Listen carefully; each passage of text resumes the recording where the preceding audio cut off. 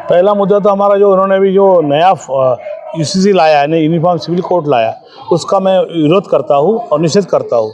और दूसरी मैं मुद्दा लेके आया हूँ कि जो गुजरात में चुनाव हुए, उसको फ्रॉड चुनाव हुए, वो चुनाव रद्द किया जाए और नए से चुनाव लेना चाहिए। ऐसे मेरी 2-3 मांग यहाँ पर है। आपको ऐसा क्यों लगता है कि गुजरात में जो चुनाव हुए वो गलत तरीके से फ्रॉड हुए हैं? आप देखो, वोट तो जनमत ने दिया ना, पब्लिक ने वोट दिया, आप तो उसका हाँ, अपमान तो कैसे कर सकते हैं? अपमान तो नहीं कर रहा हूँ मैं, लेकिन जो फ्रॉड ने जब 5 से 6 के दरमियान 16 लाख वोट ऐसे डाले जाते हैं, कोई वहाँ पर आदमी नहीं होता है, दबाया जाता है, मशीनें बदली जाती है। आप पूरे गुजरात के जब न्यूज़ पेपर उठा के देखो रिजल्ट के, तो आपको मेरे पास रिजल्ट के दिखा था मैं कितने आपके पास आए हैं। लेकिन ये सब उनकी जो दादागिरी थी, श्याम धन ने भेदभाव से जीत के आए हैं और वो कहीं ना कहीं ईवीएम मशीन से गफलत करके या ये करके रिफॉर्म करके वो उसके अंदर चुन के आया, ऐसा मेरा उन पर आरोप है। तो मैं चाहता हूँ पहले गुजरात चुनाव रद्द हो जाए, बात की बात बाद में देखेंगे। लेकिन गुजरात चुनाव को आप रद्द कराने की बात कर रहे हैं, आप यहाँ जनता बनता प्रदर्शन करने आए हैं, आप इसकी जगह कोर्ट भी तो जा सकते हैं ना, कोर्ट जाके कहिए कि चुनाव गलत हुआ। आप कोर्ट में तो गए नहीं शायद। कोर्ट में जाने के लिए वाकई स्थानीय जनता तैयार है, कर रही है और बहुत लोग पिटीशन डाला भी है, उसका आज नहीं तो कल रिजल्ट आएगा। लेकिन बाकी लोग गए तो मैं क्यों जाऊँ, मैं उनके साथ में सपोर्ट में खड़ा हूँ। अच्छा, सपोर्ट में खड़े हैं। और रहा सिविल जो सिविल कोड आप कह रहे हैं, civil uniform code, civil uniform code की बात जो आप कर रहे हैं वो क्या है, क्यों आप उसका विरोध कर रहे हैं? सबके लिए एक समान होना चाहिए, कानून नियम सब एक तरफा होना, एक जैसा होना चाहिए। सब ने तो अलग अलग बनाया, सिखों का अलग हो गया, मुसलमानों का अलग हो गया, हिंदुओं का अलग हो गया। देखो यही तो परेशानी है उसके अंदर है ना। बाबा साहब ने संविधान के अंदर सभी धर्म के लोगों को एक साथ करके अखंड करके देश के संविधान को बनाया, और ये देश का संविधान लागू नहीं कर रहे हैं।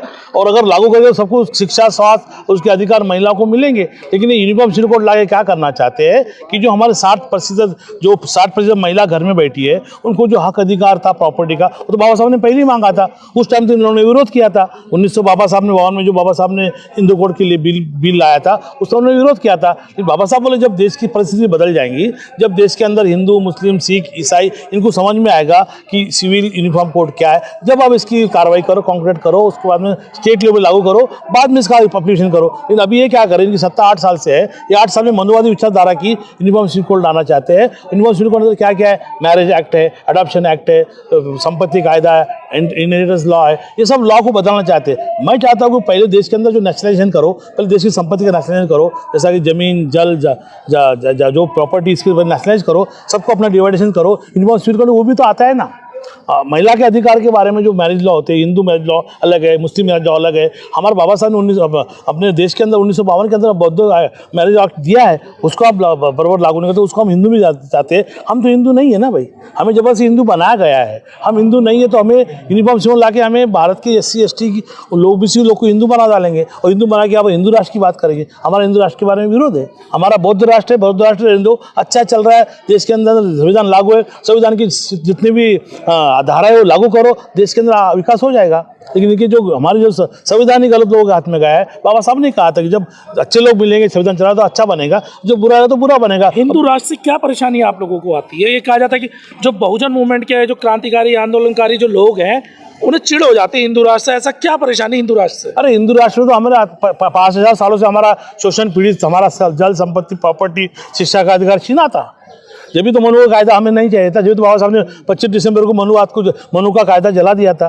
तो बाबा साहब ने जो हमें इसका विरोध किया, तो हम भी तो पूरे बहुजन समाज के लिए उसका विरोध करेंगे कि बाबा साहब सब देश के किताब बांट के पढ़ के पंडित बन के तो आए थे। जब भी तो बाबा साहब ने विचारधारा रखी थी, जब भी तो आज बाबा साहब के मानने वाले लोग बाबा साहब का फोटो लगाते हैं। अभी केजरीवाल लगाता है, मोदी लगाता है, सब लोग लगाते हैं, लेकिन बाबा साहब संविधान को बचाने का काम कोई कर ही नहीं रहा। हम मतदाता है, हम चाहते हैं कि देश का मतदाता जागरूक करे और जो संविधान बचाने वाला काम है वो हम करें। हम संविधान के रक्षक है। सरकार तो ये कह रही जनता उन्हें चुन रही है, वोट उन्हें मिल रहा है। अगर आपके साथ होती तो आपको वोट मिलता, उन्हें वोट मिल रहा है, तो लोकतंत्र से जीत के आ रहे हैं। तो सरकार ने तो यही तो किया ना, हिंदू को अलग लड़ाया, मुस्लिम को अलग लड़ाया, SC को अलग, ST को अलग, मुस्लिम को अलग। इनके अंदर 100,000, 50, 100, 200,000 पार्टियां बना दी। RSS का काम वही है, डिवाइड एंड रूल। कांग्रेस का भी जमाने में ऐसे काम था, अंग्रेजों ने भी ये किया, डिवाइड एंड रूल किया था। वैसे इन लोग भी करना चाहते हैं, इसलिए हमारे लोग इकट्ठा हो जाएंगे। हम 90% देश के अंदर मुस्लिम, SC ST OBC सिख, हम सब रविदासिया है, हम कबीरदासिया है, हम बौद्ध समाज के मानने वाले लोग हैं। ये इतने लोग यहाँ होने के बाद भी हम बिरसा मुंडा के हम लोग हैं, महात्मा फुले के हम लोग हैं, हम साहू फुले महाराज के हम लोग मानने वाले लोग हैं, हम गुरु नानक को मानने वाले लोग हैं। अगर इनको बांट के रखने की वजह से इन लोग जीत जाते हैं और हमारे लोग पीछे हट जाते हैं, क्योंकि हम लोग समर्थक नहीं, हम लोग पैसे कम है, हम गरीब लोग हैं, हम चुन के आते हैं। इसलिए बाबा साहब ने पुना करार के अंदर हमें 131 सांसद को दिया था, लेकिन वहाँ हम लोग फेल हो गए, हमारे सांसद वापस दादागिरी करके हार जाते, जीत जाते हैं और वो उनकी दलाली करते, तो उनका भी आप विमर्श करने, हम भी चाहते हैं कि इस देश के SC, ST, OBC, मुस्लिम और क्रिश्चियन समाज के और सिख समाज के सांसद ने इस्तीफा दे और बाबा साहब के संविधान के साथ खड़ा रहे, ऐसे हमारे यहाँ पर मांग है। लेकिन सवाल आपने भी एक उठाया, प्रश्न उठाया कि RSS तोड़ती है लोगों को, है, लेकिन अगर अब RSS वाले ये कहते हैं कि हम जोड़ने का काम करते हैं इसलिए हमें वोट मिलता है, अगर आपकी आवाज़ सच्ची है और मजबूत है तो आपके जो वर्ग बटे पड़े हैं ये एक क्यों नहीं होते? RSS कैसे जोड़ लेता, आप क्यों नहीं जोड़ पाते? तो RSS के बाद जोड़ने वाले फुल टाइमर काम कर लोग, पेड वर्कर है, आपके पास नहीं है। हमारे पास पेड वर्कर कैसे हो गया? हमारे मजदूरी, हमको मजदूर बना के रखा,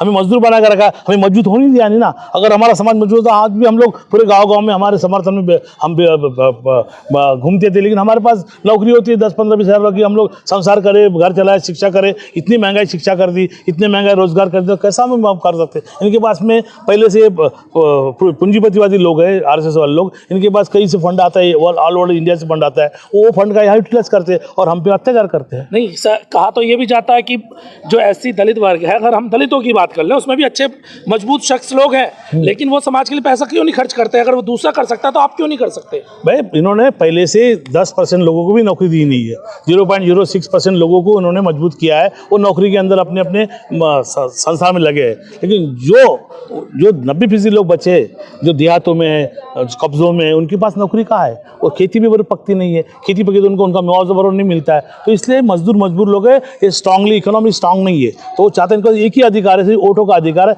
ये सही तरीके से एक होके वोट देंगे तो हम लोग BJP सरकार को फुकार फेंक सकते हैं।